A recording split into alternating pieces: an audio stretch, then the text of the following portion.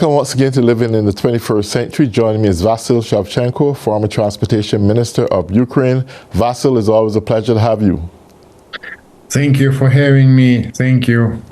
Yes. So there's a lot going on right now in Ukraine. And so up to today, there was a bombing in one of the train stations, I think it was.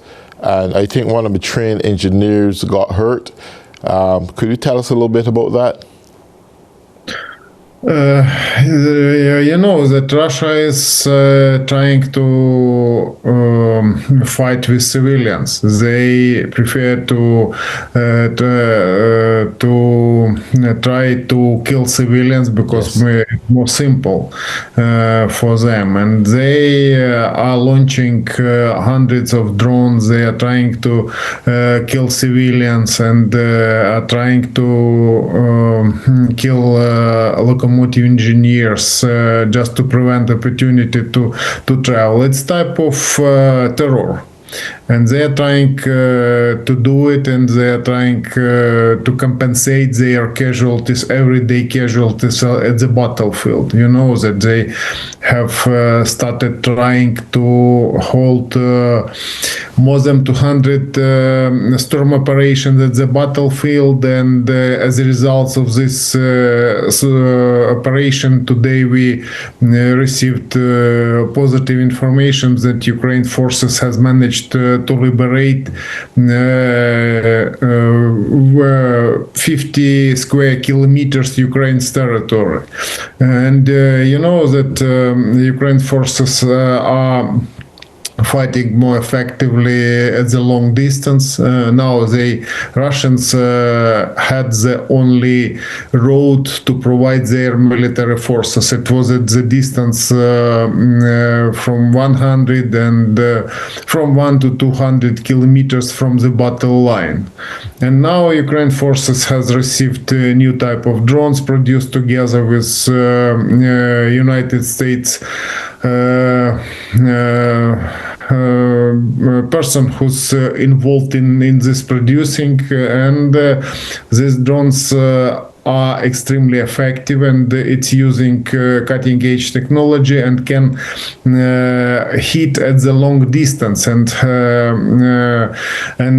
now we can see, according to the pictures which are in the media, that hundreds of Russia's military vehicles have been destroyed and have been burned by Ukrainian drones.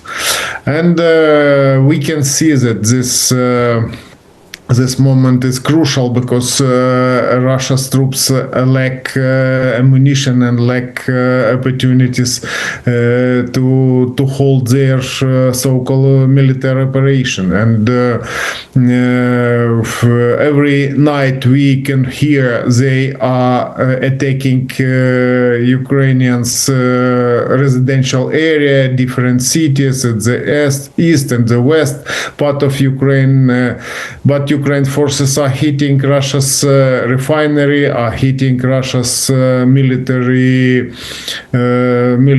vehicles, military cargo trucks, etc. And as a result, we can see that Russia's army is weakening.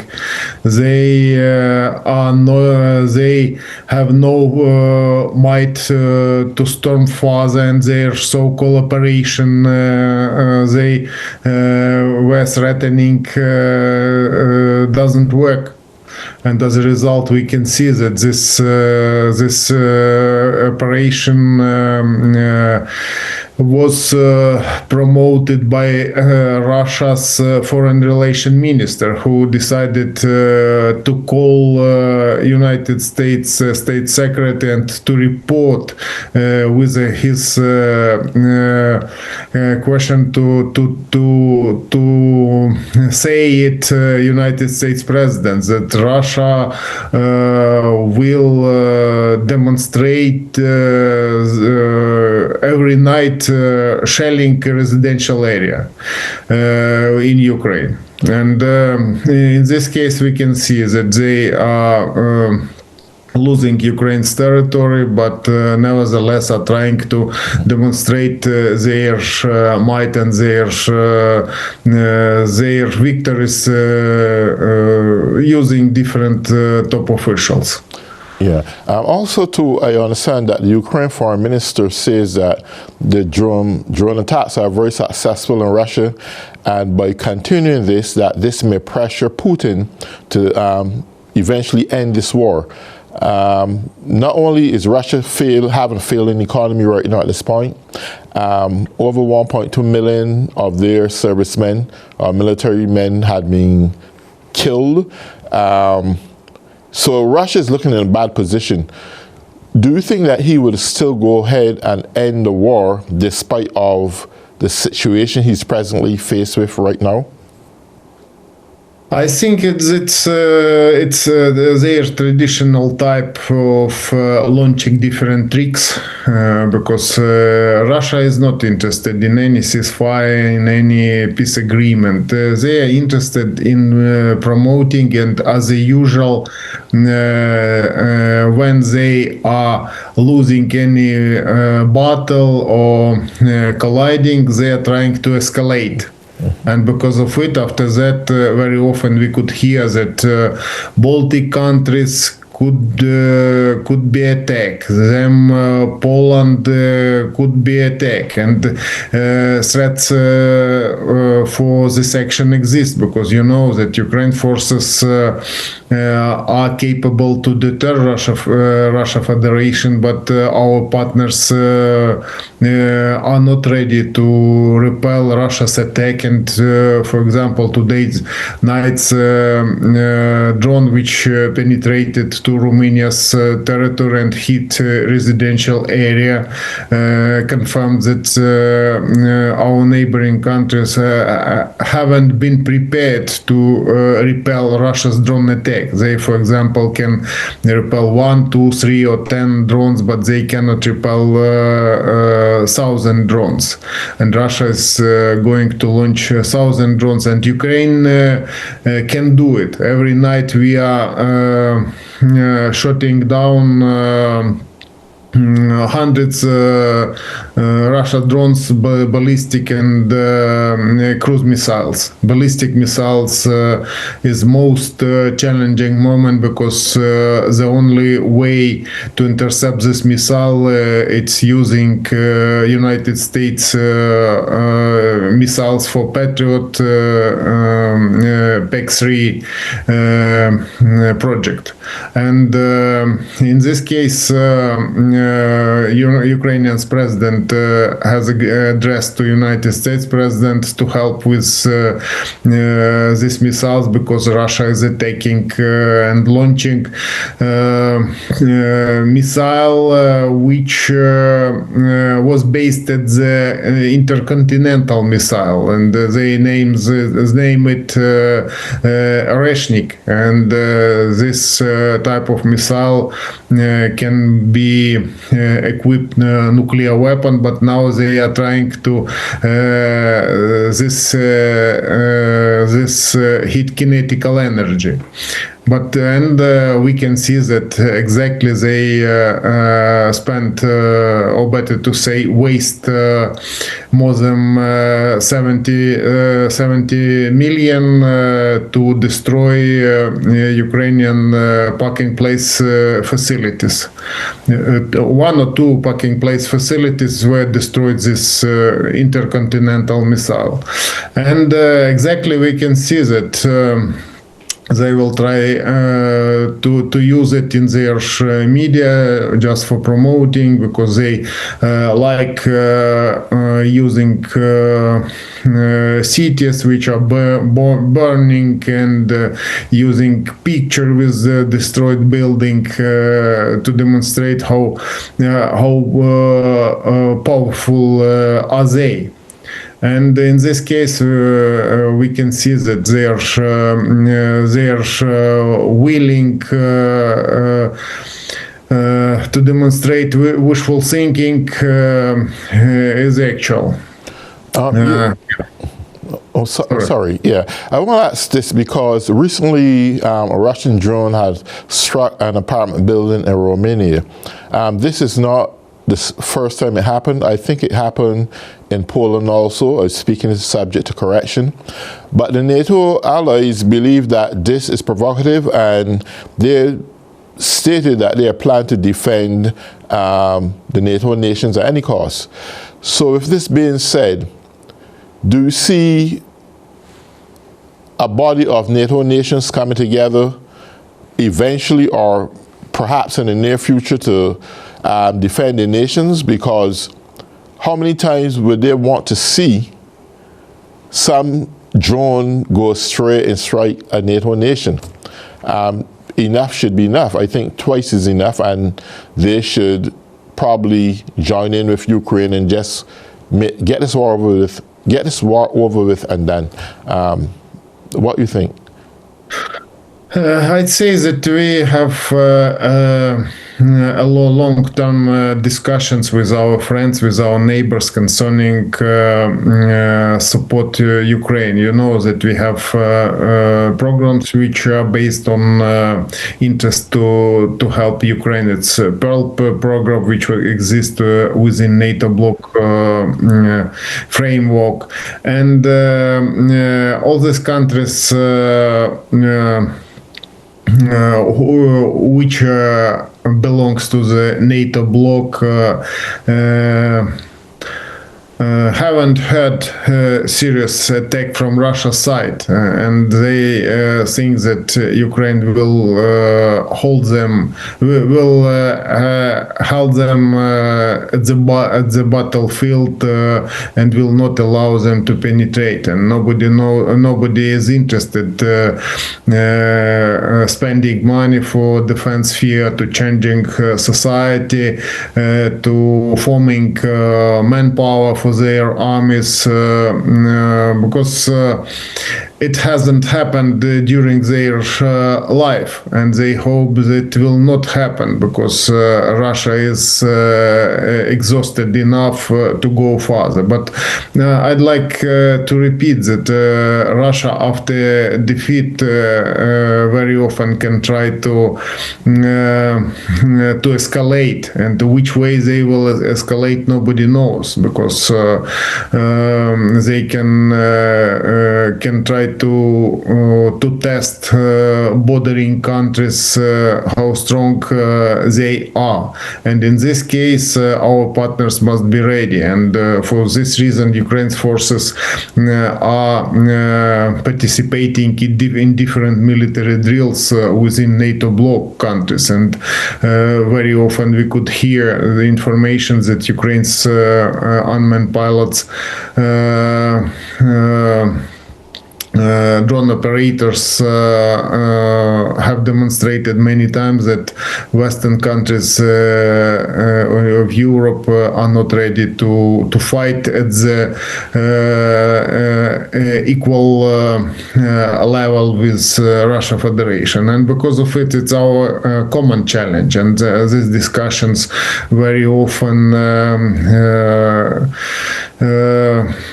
being held in the European Union and NATO bloc countries. But now Russia knows that after destroying NATO bloc, they will have good chances to destroy Western civilization. And you know that my opinion that in this case Russia is encouraged by China, because China is interested in destroying and weakening Western civilization and weakening United States and having more and more power in the world, and retake leading role.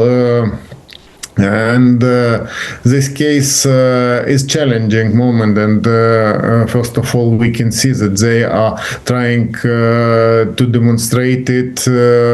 Not only European Union countries, not only Ukraine, they are trying to hit every night, but they are trying to demonstrate their power and their opportunities to do it. And here, Western countries and European countries must be together and must be in this bloc. This bloc is not ready to approve joining Ukraine to this bloc, but nevertheless, Ukraine is defending now this bloc countries in European Union. Yeah, one thing I still don't understand. Iran just came out. Well, I believe they're still locked in a war with the United States, and they were Russia's #1 supplier of drones. A lot of their sites that were manufacturing drones probably got wiped out by now. I still don't understand where Russia has the capacity to launch like thousands of drones every night. Who else is supplying him with those artilleries and so forth? Now we can see that North Korea is still supplying them long-range artillery. For example, Ukraine forces managed to destroy one artillery system. It seems to me Khorasan, if I'm not mistaken.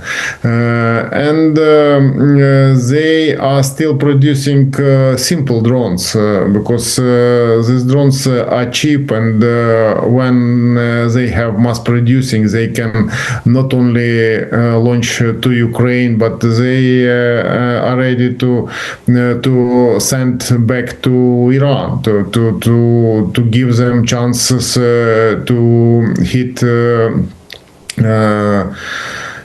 First of all, United States military base in this region and country which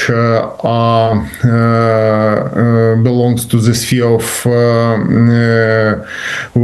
cooperation with United States, and they are trying to do it and providing because first of all, they are interested in having high prices for oil, but it hasn't helped them because Ukraine forces are holding preventive hits. First of all, are destroying sea ports terminals which are prepared for transporting, and every night shelling these points is really painful for Russia Federation because they have no chances to make money at high prices for oil, and because of it they are interested in lasting war in Hormuz Strait and war between United States and Israel army and Iran's army just for having higher prices, and they are interested in prolonging this term because they cannot have money from export oil, but sanctions from Ukraine's military forces is more effective than sanctions they had before.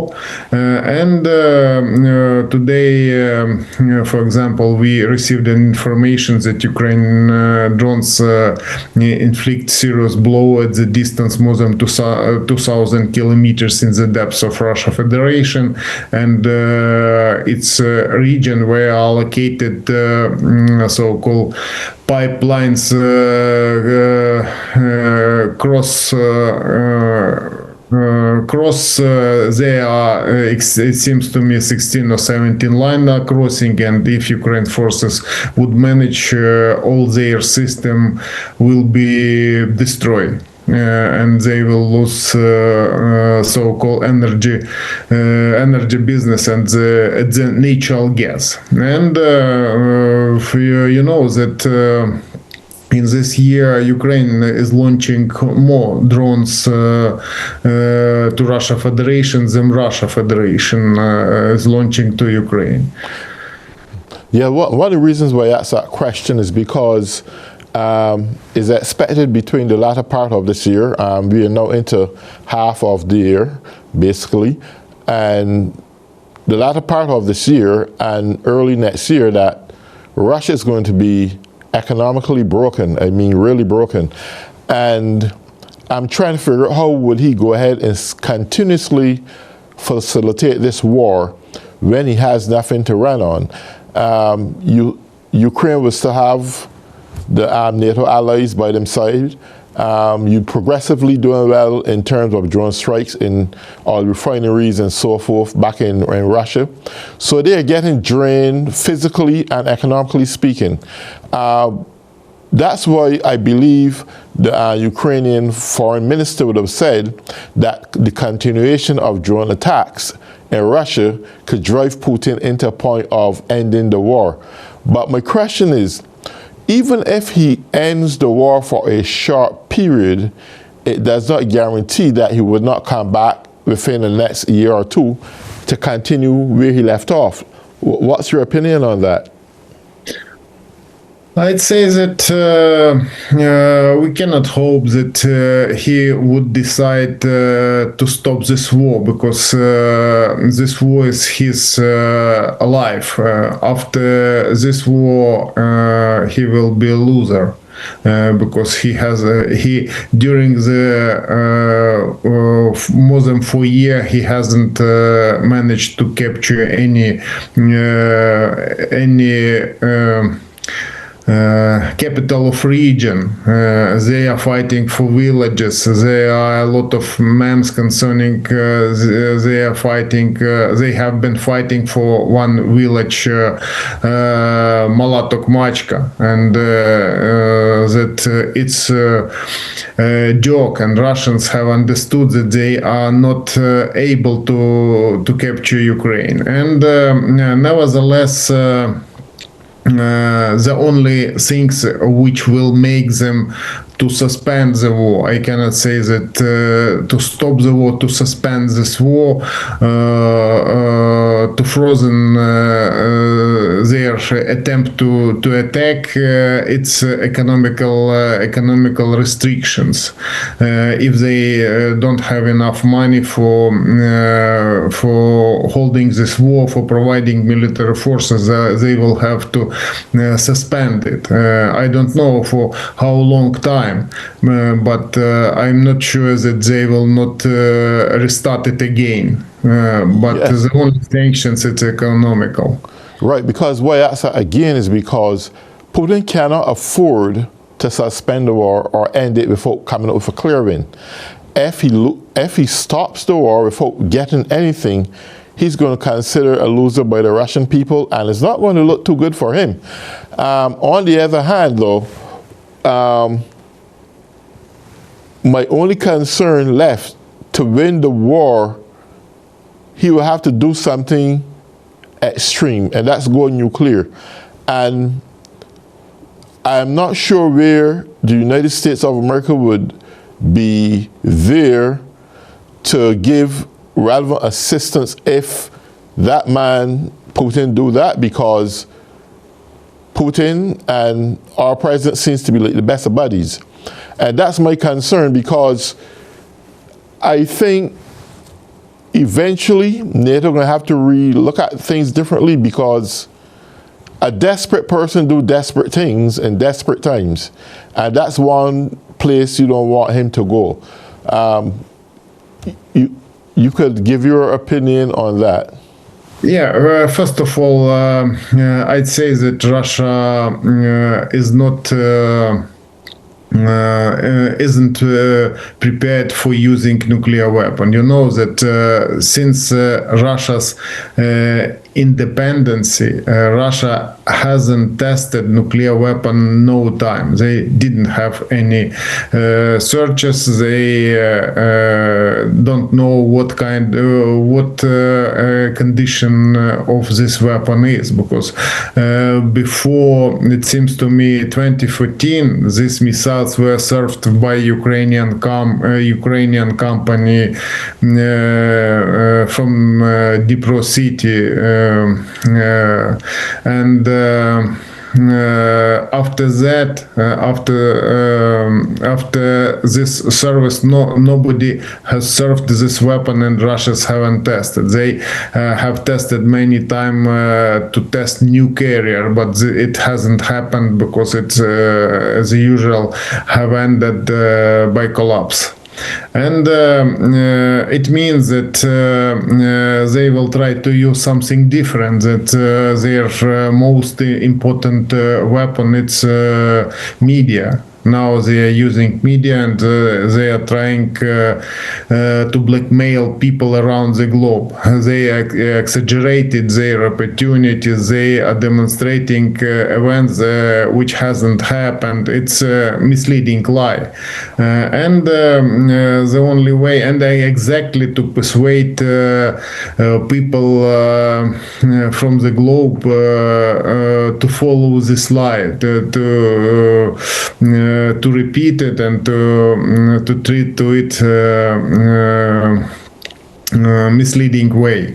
And it seems to me current situation in Russia Federation is awful and is still being worsening. But the only thing that prices for oil provided them extra money, they are able to sell this oil through Baltic Sea and Far East. Now we can see that Ukraine has blocked Black Sea and Azov Sea for transporting energy resources from Russia's side. And they understand it, and they understand that they cannot take advantages this situation, and because of it they are interested in conflict at the Middle East, and they are interested in deterring United States, and they are interested in their own profit from this. The only exports energy resources. You know that they have tried